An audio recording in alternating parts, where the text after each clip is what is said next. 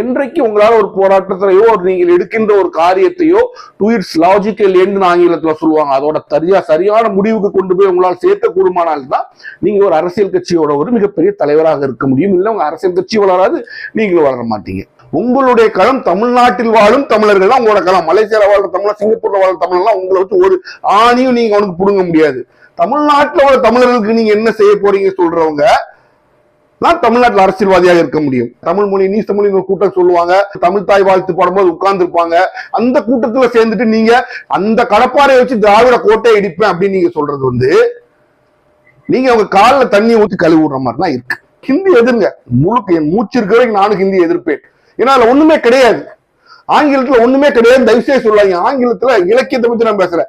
அறிவியல் இருக்கின்றது, முன்னேற்றம் இருக்கின்றது, பொருளாதாரம் இருக்கின்றது. உலகத்துல ஒரு எல்லா சயின்ஸும், எல்லா பொருளாதாரமும், எல்லா ரிசர்ச்சும், எல்லா நவீன விஷயங்களும் ஆங்கிலத்துல வருது. அதற்காகத்தான் நம்ம ஆங்கிலம் படிக்கணும்.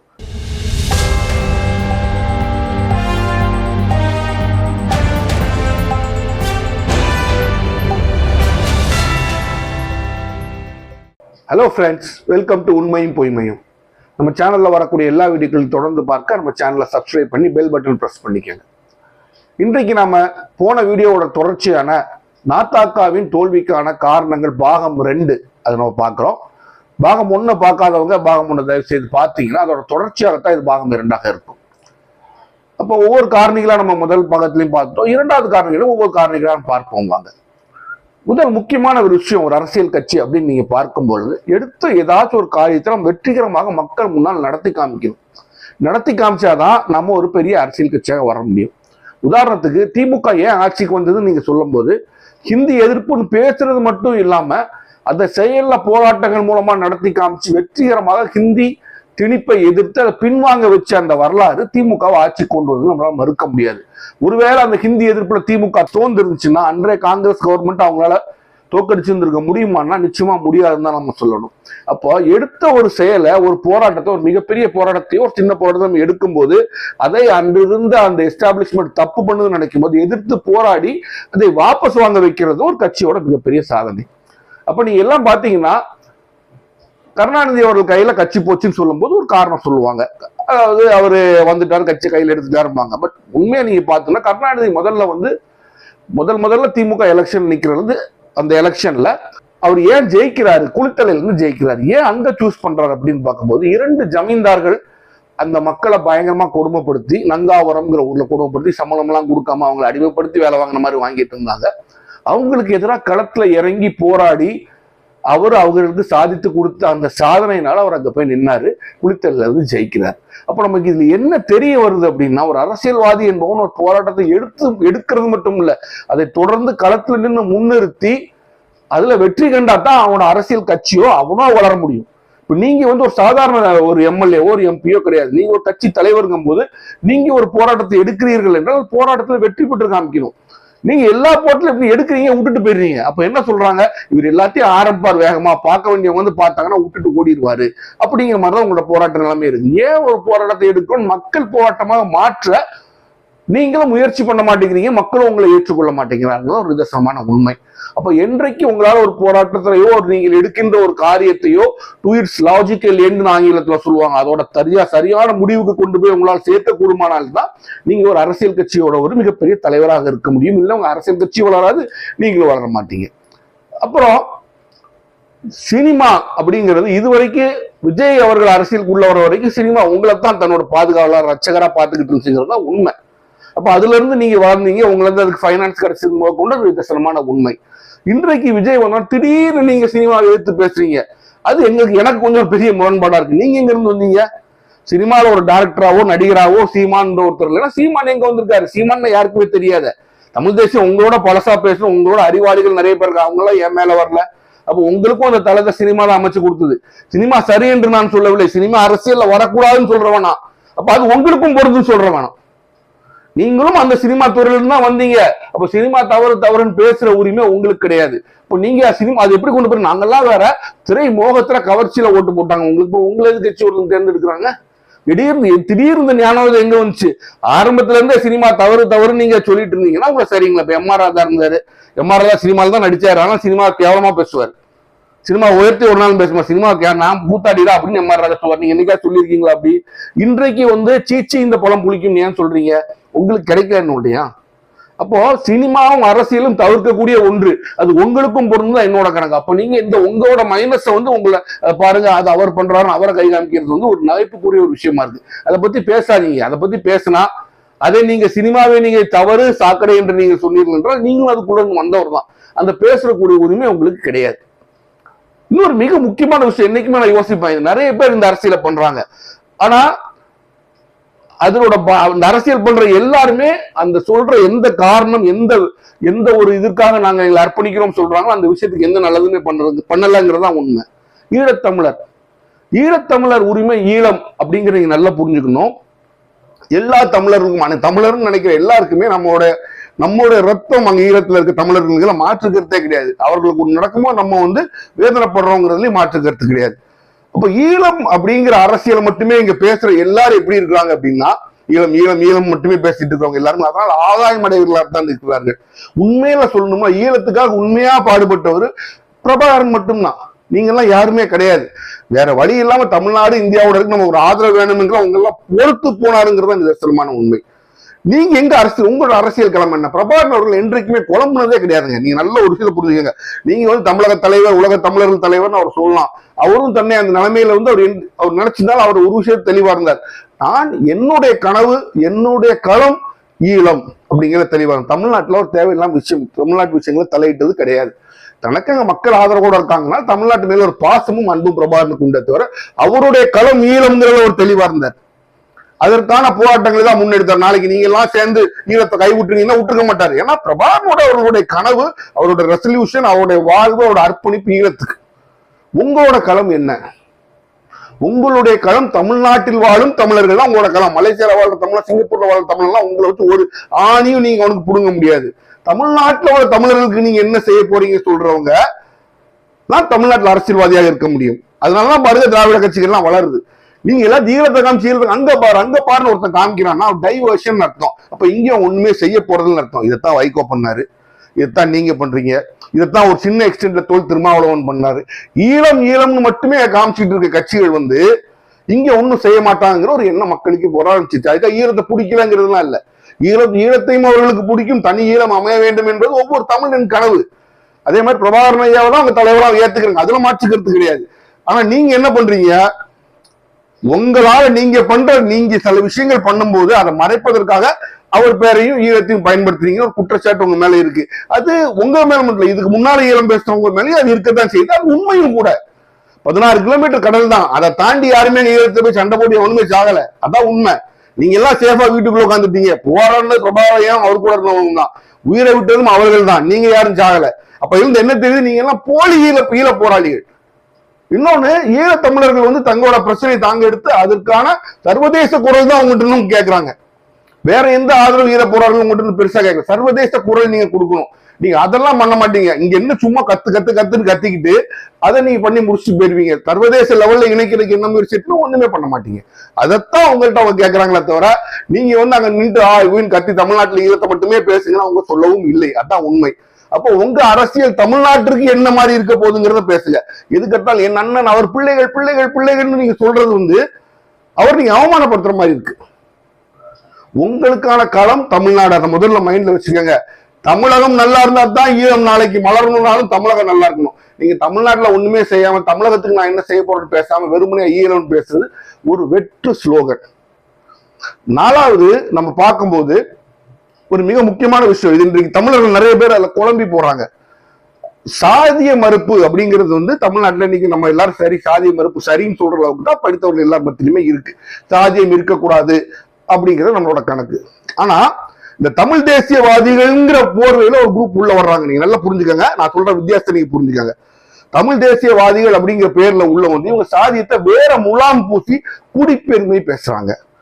உதாரணத்துக்கு நீங்க பாத்தீங்கன்னா இன்றைக்கு இருக்கிற பழந்தமிழ் குடிகள் எல்லாமே சாதியம் என்ற ஒரு அமைப்பு வர்றதுக்கு முன்னாடியே தமிழ்நாட்டில் இருந்தவங்க. பறையரணமாகட்டும், பல்லர், மல்லர் என்ற பேர்ல இருந்து இருக்கிறாங்க. இப்படி எல்லா சமூகங்களுமே தமிழகத்தில் இருக்க எல்லா சமூகம், மறவர், கல்லர், இவங்க எல்லாருமே சாதியம்ன்ற ஒரு அமைப்பு வர்றதுக்கு முன்னாடியே ஆதி தமிழ் குடிகள்லாம் தமிழ்நாட்டில் இருந்திருக்காங்க. அவங்களுக்கு இந்த பெயரும் இருந்திருக்கு. அது என்னவா இருந்தது? சாதியாக இல்லை, குடியாகத்தான் இருந்தது. நான் ஒத்துக்கிறேன். அப்ப நம்ம எல்லாம் தமிழ் குடிகள் அப்படின்றது இருக்கு.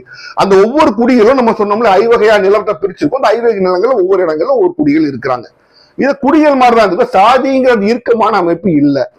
ஆரியர்களோட வருகைக்கு அப்புறம் அவங்க நம்மள பண்ண சில சூழ்ச்சிகளுக்கு அப்புறம், இது நாயக்கர் காலத்துக்கு முன்னாலே நடந்துச்சு. நாயக்கர்களை மட்டும் கூட சொல்லாதீங்க. இது நாயக்கர் காலத்துக்கு முன்னாடியே இந்த சாதியும் தமிழகத்துல வேறு ஒன்று ஆரம்பித்து விட்டது. ஒரு சமூகத்தை சேர்ந்தவர்கள் உள்ள வந்து சாதியத்தை அப்படியே அடக்குமுறை எல்லாத்தையும் கையில எடுத்து சாதியத்தை திணிச்சுட்டு போயிட்டாங்க. இந்த குடிகள்லாம் சாதியா மாறி பல வருஷங்கள் ஆச்சு. நீங்க நல்லா புரிஞ்சுக்கணும். இந்த குடிகள்லாம் சாதியா மாறி 1300 1400 ஆண்டுகள் ஆகிவிட்டன. அதான் நிதர்சனமான உண்மை. அது வரைக்கும் தான் அது குடியா இருந்துச்சு. அதுக்கப்புறம் குடிங்கிறது தமிழகத்துல பிற்கால களப்பிரர் காலத்துக்கு அப்புறம் அப்படின்னு வரலாறு பார்த்தீங்கன்னா, களப்பிரர் காலத்துக்கு அப்புறமே குடிகள் தமிழ் குடிகள் தமிழ் சாதிகளாக மாறிவிட்டன. ஏன் அப்படிங்கிறது ஒரு பெரிய வரலாறு நம்ம இன்னொரு என்னைக்காச்சும் பேசலாம். அப்போ அந்த சாதிகளா மாறுறதுக்கு அப்புறம் இப்ப நான் சாதி பேச மாட்டேன், குடிப்பெருமை பேசுவேங்கிறது சாதியை பேசுறது தான். அப்ப உங்களுக்கு பேக் பண்ற அஜெண்டா ஒரு கட்சிகள் இருக்கு. பச்சையா சொல்றேன், RSS போன்ற அமைப்புகள்லாம் சாதியத்தான் பேசுவாங்க. ஏன்னா சாதியத்தை பேசினாதான் ஒரு சாதிக்காரர்கள் அவங்க ஆடுற ஒரு சாதிக்காரர்கள் நாங்க மேல அப்படின்னு சொல்ல முடியும். அப்ப அதைத்தான் நீங்க மறைமுகமா குடிப்பெருமைன்னு பேசுறீங்க. குடிப்பெருமை பேசி திருப்பி சாதியத்தை வளர்த்து விடாதீங்க. நீங்க ஒவ்வொரு இவர் எங்க தமிழ் பெற்றோர் முன்னோர் சொல்லி ராகு சிதம்பரம் அப்படியே பிள்ளைன்னு போடுறீங்க. எந்த தமிழர் தலைவருக்குமே தயவு செய்து தமிழ்நாட்டில் பிறந்த யாருக்கும் பின்னால சாதி போடாதீங்க. கேட்டா அதுக்கு ஒரு விளக்கம், நாங்க குடிப்பெருமை பேசுறோம் சாதி பெருமை பேசலன்னு. தப்பு. உடனே என்ன சொல்றது, நம்ம யாரு இங்க இருக்க யாரெல்லாம் தெலுங்குன்னு கண்டுபிடிச்சு கொடுக்கூடாதுங்கிறது தான். தமிழ்நாட்டுல மட்டும் ஜாதி பேர் போடக்கூடாதுன்னு ஒரு புத்திசாலிகள், நிறைய புத்திசாலிகள் இருக்காங்க தமிழ்நாட்டுல. அப்படி இன்னும் அது தமிழ் ரொம்ப தெரியும்னு பேசக்கூடிய ஆட்கள்லாம். அதனால தமிழ்நாட்டுல மட்டும்தான் சாதி போடக்கூடாது. இருந்துட்டு போகுது, நல்ல விஷயம் தானே. தமிழ்நாட்டுல தமிழராகவே இருங்க. நீங்க ஏன் உங்க குடிப்பெருமை பேசணும்? இன்றைக்கு சாதின்னு அடிச்சுட்டு வெட்டிட்டு சாவறீங்கல்ல, அந்த சாதி வேற குடி வேற. அதுக்கு முதல்ல எனக்கு பதில் சொல்லுங்க. ரெண்டு ஒண்ணுதான். அப்ப இந்த குடிப்பெருமைங்கிற பேர்ல நீங்க திருப்பி சாதியத்தை தான் உள்ள கொண்டு வரீங்க. அப்ப சாதியத்தை வளர்த்து விடணும் அப்படிங்கிறதுக்காக அதை அழிக்கணும்னு முயற்சி பண்ற திராவிடம் ஒரு பக்கம் ட்ரை பண்ணிக்கிட்டு இருக்கு. அதுல அவங்க எப்படி இருக்கிறாங்க இல்லைங்க ரெண்டாவது விஷயம். பட் கொள்கைங்கிற சாதி அழிப்பு தான். ஆனா அந்த சாதி அழிக்க கூடாதுன்னு முயற்சி யார் பண்ணிக்கிட்டு இருக்கு? RS பண்ணிக்கிட்டு இருக்கு. அப்போ அந்த சாதி அழிக்காம இருக்க என்ன பண்ணுவோம்? உங்க வார ஆட்களை கையில எடுத்து தமிழ் தேசியம்ங்கிற பேர்ல குடிங்கிற பேர்ல சாதியத்தை உள்ள கொண்டு வரலாம். அதை நீங்க என்கரேஜ் பண்றீங்க. அப்போ உங்க மூலமா சாதிய வெறியை, தமிழர்களை சாதி என்ற குடி என்ற பேர்ல சாதியை திணிச்சு பிரிக்கிற வேலையை நீங்க செய்றீங்கன்னு உங்க மேல குற்றச்சாட்டு வைக்கிற. இதற்கு நீங்க எனக்கு பதில் சொல்லித்தான் ஆகணும். ரெண்டாவது, இது ஒரு சர்ச்சைக்குரிய விஷயமாக நான் பேசினாலும் நீங்க என்ன சொல்றீங்க? பிராமணியமும் தமிழ் தேசியத்தில் அவங்களுக்கு பங்கு இருக்கு, அவர்களும் தமிழர்கள் அப்படின்னு ஒரு வார்த்தை சொல்றீங்க. இதில் நான் முரண்படுறேன். இந்த விஷயத்துல நான் ஏன் முரண்படுறேன் அப்படின்றதுக்கு பல காரணங்கள் இருக்கின்றது. அதாவது இவங்க என்ன சொல்றாங்கன்னா, நான் மதவாரியான விஷயங்களுக்குள்ள போக மற்ற விஷயங்களுக்குள்ள பத்தி பேசணும் அப்படின்னு நினைக்கிறேன்.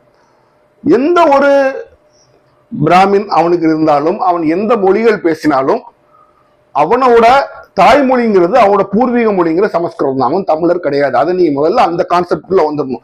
இந்தியா முழுசும் இருக்கிற பிராமணர்கள் அனைவருக்கும் அவர்களுடைய தாய்மொழி, அவர்களோட பூர்வீக மொழி சமஸ்கிருதம் தான். அவங்க யாருக்கும் இங்குள்ள பூர்வீக மொழி கிடையாது. அந்தந்த இடத்துல இருக்கிற மக்களுக்கு அந்தந்த மொழிகள் இருக்கும். அதுல இருந்து பிற மொழிகள் பிரிஞ்சிருக்கலாம். அவங்க பூர்வீகம் சமஸ்கிருதம் தான். அவர்களுடைய பாசமும் அவங்களோட அஃபினிட்டியும் சமஸ்கிருதத்து மேலதான் இருக்கும். அதை நிறைய இடத்துல காமிச்சிருக்காங்க. தமிழ் மொழி நீச மொழி கூட்டம் சொல்லுவாங்க. தமிழ் தாய் வாழ்த்து பாடும்போது உட்கார்ந்து இருப்பாங்க. அந்த கூட்டத்துல சேர்ந்துட்டு நீங்க அந்த கடப்பாறையை வச்சு திராவிட கோட்டை இடிப்பேன் அப்படின்னு நீங்க சொல்றது நீங்க அவங்க காலில் தண்ணி ஊற்றி கழுவி விடுற மாதிரி தான் இருக்கு. அது மாற்று கருத்தே கிடையாது. எப்படி ஒருவரை நீங்க ஏற்றுக்கொள்ள முடியும்? ரெண்டு கேள்விதான் நான் உங்கள்கிட்ட கேட்க விரும்புறேன். திருக்கோயில்கள்ல நீங்க தமிழ்ல தான் எல்லாம் சொல்லணும்னு சொல்றீங்க, வரவேற்கக்கூடிய விஷயம். எல்லா மதத்தை என்ன பொறுத்தவரை எல்லா மதங்கள்லயும் அந்தந்த கோயில்கள்ல அந்தந்த வழிபாடு தலங்கள் அந்தந்த மொழிகள் இருக்கும்னு நினைக்கிறவன் தான் நான். அப்போ அது ஒரு பெரிய சப்ஜெக்ட். அதுக்குள்ள இன்னொரு நாள் பேசணும்னா நம்ம பேசலாம், பேசணும் என்றால். அப்போ இதற்கு காரணம் யார்? தமிழ் ஏன் திருக்கோயில விட்டு வெளியில போகுது, தமிழ் வெளியில போயிருச்சுன்னு திட்டுறீங்க. அப்ப அதற்கு காரணமானவனை நீங்க தலைக்கு மேல தூக்கி வச்சு கொண்டாடுறீங்கன்னா அப்ப என்ன அர்த்தம்? அது மிகப்பெரிய ஒரு முரணாக இல்லை இல்லையா? நீங்களே யோசிச்சு பாருங்க. தன்னை என்றுமே தமிழன் என்று அடையாளப்படுத்திக் கொள்ளாத ஒரு இனக்கூட்டம் அவங்க, ஈழத்தமிழர்களை ஆதரிக்காத ஒரு இனக்கூட்டம் அவங்க. ஏன்னா அவங்க தமிழர்களா அவங்களை ஐடென்டிஃபை பண்ணிக்கல.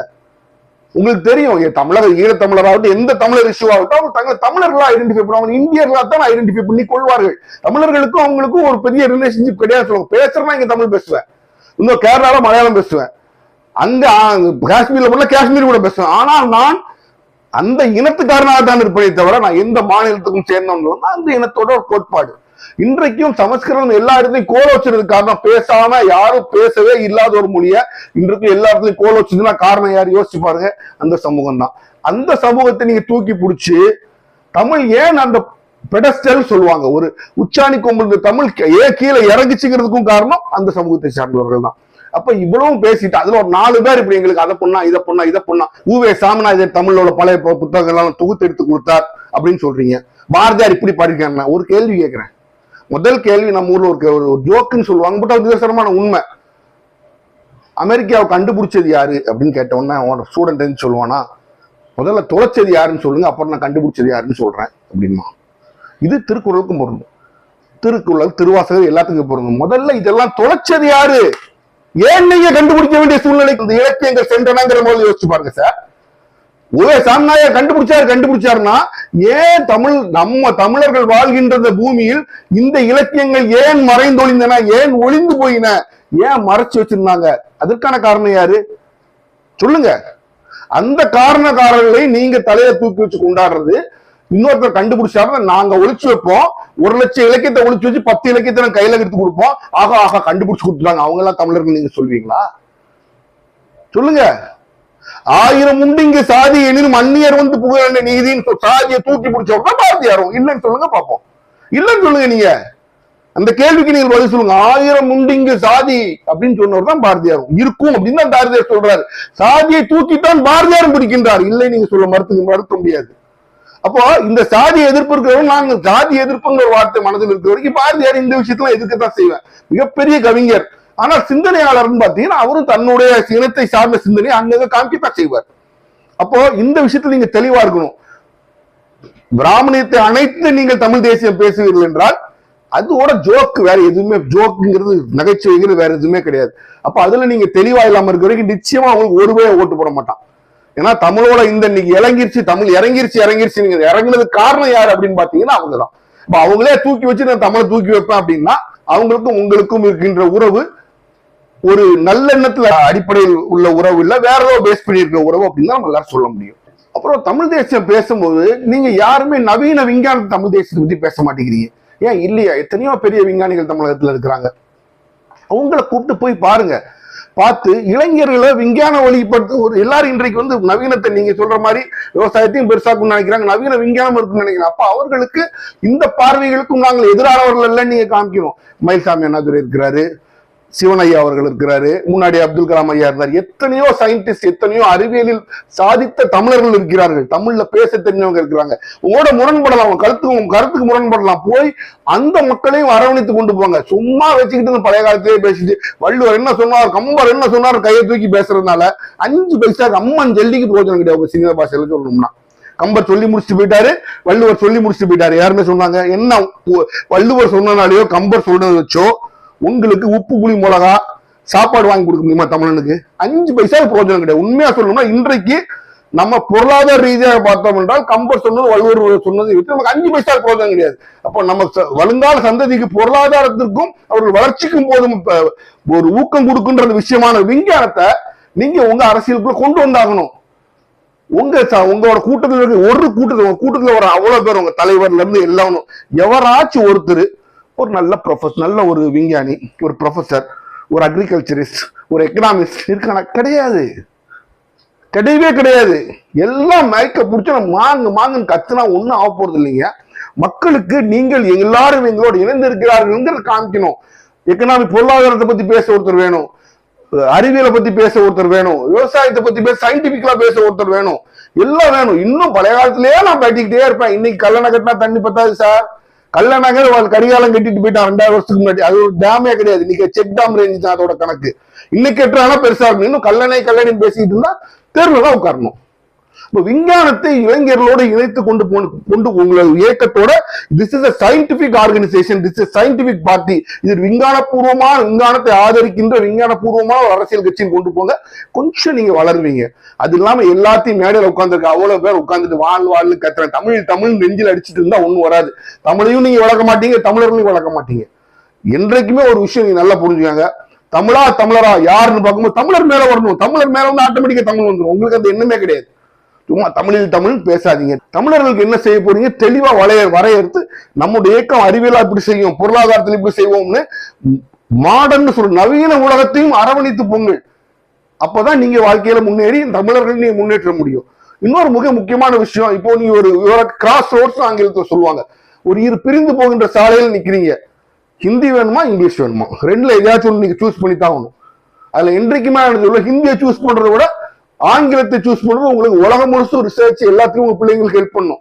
ரெண்டுக்குமே தயவு செய்து எதிராக இருக்காங்க. ஹிந்தி எதிர்ங்க, முழுக்க என் மூச்சு இருக்கிற வரைக்கும் நானும் ஹிந்தி எதிர்ப்பேன். ஏன்னா அதுல ஒண்ணுமே கிடையாது, ஆங்கிலத்துல ஒண்ணுமே கிடையாது. தயவு செய்து சொல்லாங்க. ஆங்கிலத்துல இலக்கியத்தை பத்தி நான் பேசுறேன், அறிவியல் இருக்கின்றது, முன்னேற்றம் இருக்கின்றது, பொருளாதாரம் இருக்கின்றது. உலகத்துல ஒரு எல்லா சயின்ஸும், எல்லா பொருளாதாரமும், எல்லா ரிசர்ச்சும், எல்லா நவீன விஷயங்களும் ஆங்கிலத்துல வருது. அதற்காகத்தான் நம்ம ஆங்கிலம் படிக்கணும், வேற எதுக்காகவும் கிடையாது. அதனால ஆங்கிலத்திற்கு தயவு செய்து தடை போடாதீங்க. இதனோட ஒரு ரெக்வஸ்டா கூட வச்சுக்கோங்க. ஹிந்தியை முழுவீச்சோட எடுங்க. நீங்க ஹிந்தி எதுக்குறோட ஆங்கிலத்தை எதுக்குறீங்க. ஆனா இந்த ஆங்கிலத்தை கையில் வைத்தே தமிழகத்தையும் தமிழையும் நாம் வளர்க்க வேண்டும்ங்கிறது நம்ம தெளிவா இருக்கணும், இல்லைன்னு சொல்ல. அப்ப நீங்க அதை எப்படி கொண்டு போகலாம்? பள்ளி கேள்விலாம் படிங்க, ஆங்கிலத்தை படிங்க. பட் பேசுவது உரையாடல ஒரு வாரத்துல இத்தனை நாளாச்சு நீங்க தமிழ்ல பிள்ளைங்களை பேச வைக்கணும், பிள்ளைங்களை தமிழ் எழுத வைக்கணும், அதை ஸ்ட்ரென்தன் பண்ணுங்க. நீங்க சொல்லணும் தமிழ் மட்டும்தான் படிக்கணும் சொல்றது ஒரு நல்ல விஷயமா இருக்காங்க. என்னோட ஒரு கருத்து. இன்னொரு ஒரு பெரிய முரண் நான் பாக்குறேன். நீங்க உங்களுக்கு தேவைப்படும் போது எல்லாத்தையும் மாத்தி பேசுகிறீங்க. சில மீட்டிங்ல சொல்றீங்க நாயக்கர்கள் நம்ம தவறுன்னு சொன்னோம்னா அப்போ சேதுபதி அரசர்லாம் வந்திருப்பாரான்னு பேசுறீங்க. அப்ப ஒரு பக்கத்துல நாயக்கர்கள் வந்தனாலதான் நாடு நாசமா போகுதுன்றீங்க. அந்த வரலாறுக்குள்ள நம்ம போக விரும்பல. அப்போ எடுக்கிற ஸ்டாண்ட் ஒன்றுல நீங்க நிலையா நிக்கணும். இதெல்லாம் விட மிகவே முக்கியமான விஷயம்னா பொருளாதார நிறைய விஷயங்கள்ல நீங்க உங்களுக்கு ஆதாயம் இருக்குன்னா நீங்க மாத்தி பேசுகிறீங்க. உதாரணத்துக்கு இன்றைக்கு தமிழகத்துல ஒரு மிகப்பெரிய ஒரு கேள்விக்குறியா இருக்கணும்னா வெளி ஸ்டேட்டுக்காரங்க நிறைய பேர் வராங்க. அதே சமயம் தமிழ்ல எல்லாத்துக்கும் வேலை இருக்கா? இல்ல. அப்ப நம்ம முதலாளிகள் நம்ம பிள்ளைங்களுக்கு வேலை கொடுக்க மாட்டேங்கிறாங்க. இது ஒரு நிதர்சனமான உண்மை. எதுக்கு? அவன் கேட்டா அவன் வேலைக்கு வர மாட்டேங்கிறான், போய் இவங்களுக்கு சம்பளம் கொடுக்க கூடாது. யாருக்குமே முதலாளிகளுக்கு சம்பளம் யாருக்குமே கொடுக்க கூடாது. அந்த சம்பளத்தை குறைய அடிமை வேலை பார்க்கிற நார்த் இந்தியன் கொடுக்கணுங்க, அவனை தூக்கி வேலைக்கு போடும். இவ்வளவுதான் வித்தியாசம், வேற ஒண்ணுமே கிடையாது.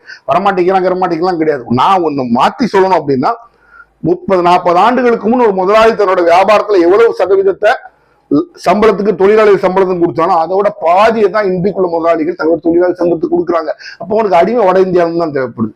ஆனா நீங்க என்ன சொல்றீங்க? நான் சங்கீதாவில் போய் கேட்டேன், யார் சங்கீதா கர்நாடகா யாருமே வேலைக்கு வர மாட்டேங்கிறாங்க. நான் இங்க போய் கேட்டேன், யாரு வேலைக்கு வர மாட்டேங்கிறாங்கன்னு ஒரு தவறான இனிஷியேட்டிவ் நரேட்டிவ் செட் பண்றீங்க.